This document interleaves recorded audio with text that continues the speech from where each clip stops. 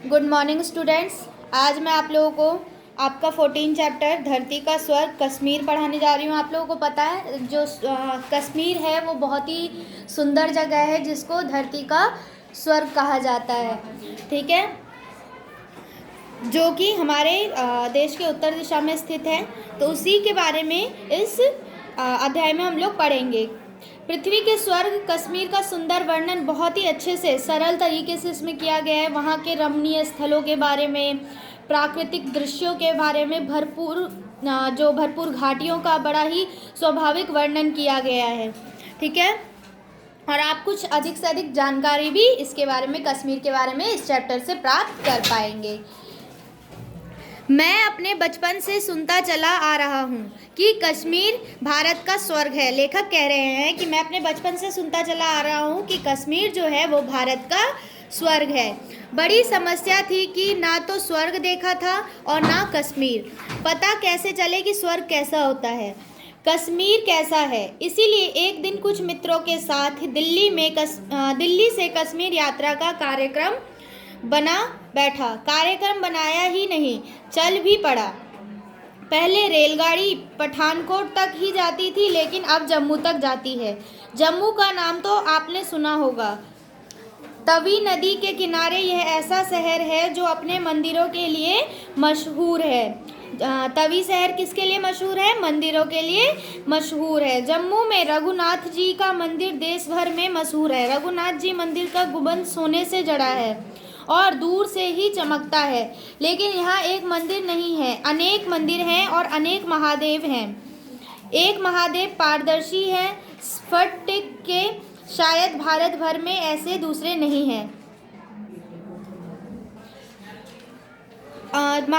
एक महादेव पारदर्शी है, यानी कि स्फटिक पत्थर, एक बहुत ही बहुमूल्य सफ़ेद रंग का पत्थर होता है, उससे वहाँ के महादेव बने हुए हैं, जो कि ऐसे दूसरे नहीं हैं। जम्मू गए और वैष्णो देवी ना गए तो लोग कहते हैं कि जीवन अकारथ है, यानी कि निरर्थक जीवन है।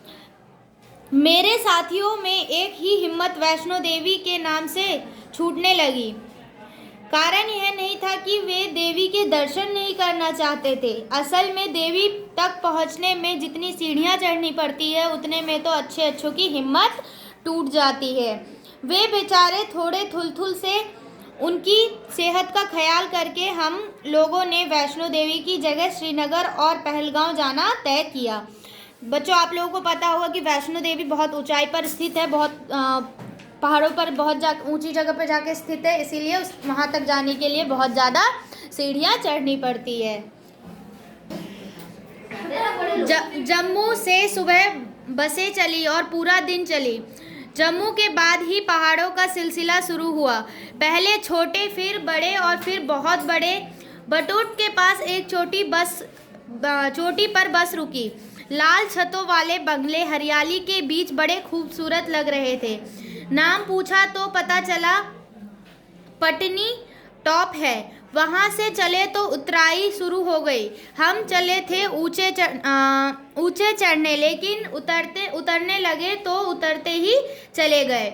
ये पहाड़ थे बड़े घसकीले। यहाँ घसकीले पहाड़ बरसात में घसक कर रास्ता जाम कर देते हैं। सारा रास्ता ही बंद हो जाता है। बड़े बड़े बुलडोजर रास्ते का घसका पहाड़ और चट्टानें हटाते हैं, तब कहीं मार्ग खुलता है। बरसात में ऐसा अक्सर हो जाता है। राम राम करते राम बन गया। फिर जो चढ़ाई शुरू हुई तो बस को भी चक्कर आने लगे। यानी रास्ता इतना टेढ़ा मेढ़ा कि मोड़ों की गिनती करना मुश्किल हो गया था। कोई गिने तो कितना, हर 50 गज पर एक मोड़ आ जाता था। करते करते हम उस ऊंचे इलाके में पहुंच गए जहां जवाहर सुरंग बनाई गई है। बनिहाल दर्रे पर उस सुरंग के बनने के पहले उस पहाड़ पर चढ़कर ही पार करना पड़ता था। बस में बैठे एक सज्जन बताने लगे कि इस 1.5 मील लंबी सुरंग को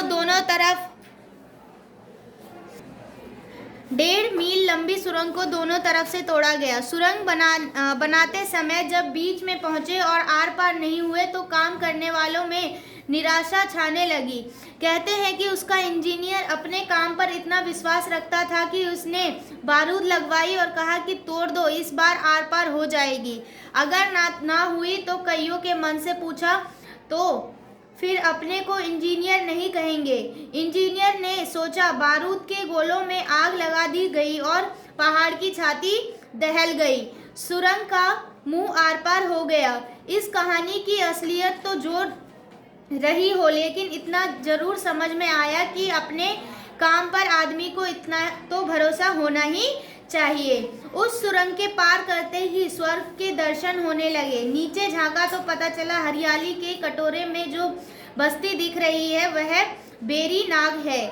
हम बेरी नाग पहुंचे। वहां एक खूबसूरत बगीचा और एक जलकुंड है जिसे जहांगीर ने चारों ओर से पक्का